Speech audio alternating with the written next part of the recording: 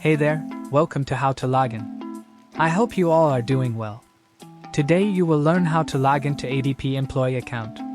Before I start this video, be sure to subscribe to this channel and do not forget to click on bell icon. So let's begin.